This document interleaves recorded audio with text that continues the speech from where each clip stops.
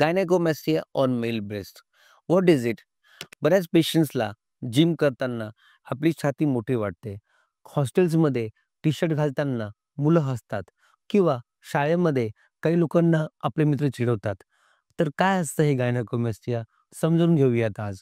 Me doctor Sachin Wagh, plastic and cosmetic surgeon, Sparsh clinic, Nashik. आणि आपण आज चर्चा करणार आहोत गायनेकोमॅस्टियाविषयी. तर काही हार्मोनल चेंजेस ज्यामुळे आपल्या शरीरातली छातीची वाढ होते आणि पुरुषांमध्ये पण स्तन निर्मिती होते. याला म्हणतात गायनेकोमॅस्टिया. जेव्हा आपला जन्म होतो, तेव्हा आपल्या शरीरामध्ये मेल आणि फिमेल हे दोन्ही हार्मोन्स असतात. कालांतराने पुरुषांमध्ये या फिमेलच्या हार्मोनचं प्रमाण थांबतं आणि मेल हार्मोनमुळे आपल्या शरीराची वाढ होते. केसांची वाढ होणं, स्किन थिकनेस राहणं, मिशी येणं, दाढी येणं, तसेच आपल्या शरीरातल्या अवयवांची निर्मिती होणं. कधी-कधी या फिमेल हार्मोनचे काही अंश आपल्या शरीरात राहतात आणि याच्यामुळे आपल्या शरीरामध्ये या मेल ग्रंथींची किंवा स्तन ग्रंथींची निर्मिती होते आणि याला म्हणतात मेल बुब्स और गायनेकोमॅस्टिया. तर काही आजार, काही हेल्थ कंडिशन्स, काही hormonal issues, medical treatments, medicines यामुळे सुद्धा गायनेकोमॅस्टिया होऊ शकत असतो. 4 मुख्य लक्षणं गायनेकोमॅस्टियाचे. आपल्या छातीमध्ये दुखणं किंवा छातीला सूज येणं, छातीमध्ये लंप सारखं काहीतरी वाटणं, आपल्या छातीची वाढ तयार होणं आणि आपले निपल व्हिजिबल राहणं किंवा प्रॉमिनंट दिसणं. हे लक्षण असतात आपल्या गायनेकोमॅस्टियाच्या.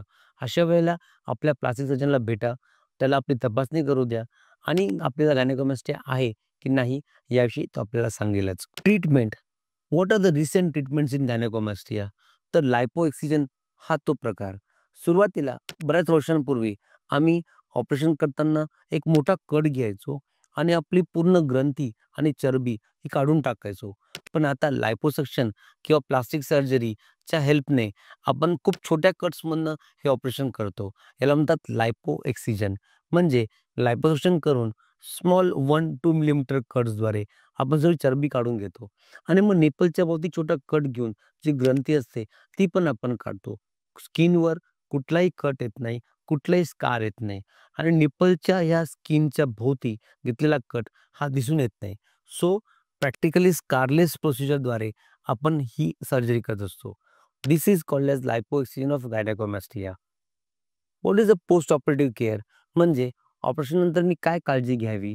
तर हे डे केअर प्रोसिजर संध्याकाळी आम्ही पेशंटला डिस्चार्ज करतो किंवा घरी पाठवतो. छातीला एक ड्रेसिंग असते, जे आपण 5 दिवस ठेवतो. म्हणजे 4 ते 5 दिवस आपल्याला अंघोळ करता येणार नाही.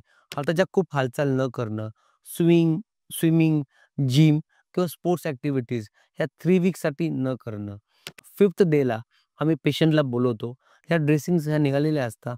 कुठलेही टाके आपल्या काढायचे नसतात.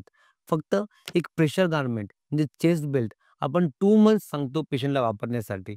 तो का? तर ही जी सूज होणार असते, या पोकळीमध्ये पाणी किंवा ब्लड जमा होणार असतं. ते जमा होऊ नये, सूज वाढू नये. तसेच ही स्किन जी लूज होणार असते, ती लूज न होता छान स्किन रिड्रेपिंग व्हावं, यासाठी आपण 1 ते 2 महिने प्रेशर गारमेंट्स किंवा चेस्ट बेल्ट वापरायचे असतात. आणि at the end of 1 to 2 months आपल्या छातीला छान कॉन्टूर येतो, शेप छान होतो आणि गायनेकोमॅस्टिया आपला परमनंटली निघून जातो. सो एक सिंपल डे केअर प्रोसिजर ज्यामुळे आपल्या मनात एक न्यूनगंड करणारा एक आजार किंवा कंडिशन असते, ती दूर केली जाऊ शकते. तर जर आपल्याला वाटतंय की आपल्याला गायनेकोमॅस्टिया आहे किंवा आपल्या पाल्याला गायनेकोमॅस्टिया आहे, तर आपल्या डॉक्टरांना भेटा आणि आपल्या प्लास्टिक सर्जनद्वारे हे ऑपरेशन करून घ्या. खरंच मला गायनेकोमॅस्टिया आहे का? आपले डॉक्टर आपली तपासणी करतील, गरज वाटल्यास काही ब्लड टेस्ट करतील आणि आपल्याला खरंच गायनेकोमॅस्टिया आहे, की छातीला फक्त चरबी झालेली आहे, हे ते आपल्याला सांगतील. ही गायनेकोमॅस्टिया मी कायमचं दूर करू शकतो का? हो. काही सिंपल ट्रीटमेंट्सद्वारे गायनेकोमॅस्टिया आपल्याला दूर करता येतो. याला म्हणतात लायपोएक्सिजन. म्हणजे चरबी आणि ग्रंथी ही काढून टाकून गायनेकोमॅस्टिया कायमचा दूर करता येऊ शकतो. सर्जरी पर्मनंट आहे का? हो. सर्जरी एकदा केल्यास ती पर्मनंटली आपलं गायनेकोमॅस्टिया दूर करणार असतो. या गायनेकोमॅस्टियाचा आणि कॅन्सरचा काही संबंध आहे का? बिलकुल नाही. गायनेकोमॅस्टिया म्हणजे एक सिंपल ब्रेस्ट इश्यू आहे, जो दुर्दैवाने मेल पेशंटमध्ये आलेला आहे. यामध्ये कुठल्याही प्रकारचा कॅन्सरचा चान्स नाही. एज ग्रुप म्हणजे हे आपण कधी करावं? साधारणपणे 10-11 वर्ष असताना मुलांना गायनेकोमास्टिया होतो आणि 14-15 वर्षापर्यंत तो आपोआप दूर पण होत असतो. ज्या लोकांमध्ये 14-15 इयर्स नंतर पण हे लक्षणं राहतात, त्यांना ह्या सर्जरीची गरज पडत असते. So usually 14-15 years is the age जेव्हा आपण म्हणतो गायनेकोमास्टियासाठी ऑपरेशनची गरज असते. गायनेकोमास्टियाने काही स्कार तयार होतो का? नाही. आपण जी चर्चा केली त्याप्रमाणे कुठल्याही स्कार स्किनवर न घेता लायपोसक्शन करून आपण गायनेकोमास्टिया ऑपरेट करतो आणि कुठल्याही प्रकारचा स्कार आपल्या त्वचेवर येत नाही. खर्च किती येतो? साधारणपणे एक 70,000 to 75,000 चा खर्च, ज्यामध्ये हॉस्पिटल, ऑपरेशन, मेडिकल, भूल या सगळ्या गोष्टी पकडून आपला खर्च येणार असतो.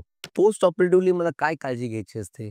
तर कुठल्याही प्रकारचं पाणी, ब्लड जमा न हो, सूज खूप जास्त न येवो आणि स्किन छान कॉन्ट्रॅक्ट होऊन ती फ्लॅट व्हावं, यासाठी काही प्रेशर गारमेंट्स किंवा चेस्ट बेल्ट आपल्याला वापरायचे असतात. 1 ते 2 महिने आपण हे बेल्ट्स वापरतो. 4थ्या-5व्या दिवशी अंघोळ सुरू करता येते. छातीला मालिश करणं, हा चेस्ट बेल्ट वापरणं आणि कुठल्याही प्रकारची स्ट्रेनस ॲक्टिव्हिटी उदाहरणार्थ स्विमिंग किंवा जिम 3 आठवडे न करणं, ही आपली पोस्ट ऑपरेटिव्ह केअर असते. तर हे सगळे प्रश्न आपण ऑपरेशनच्या अगोदर आपल्या प्लास्टिशियनला विचारावे, आपल्या शंका दूर कराव्या आणि गायनेकोमास्टिया पण दूर करावा. थँक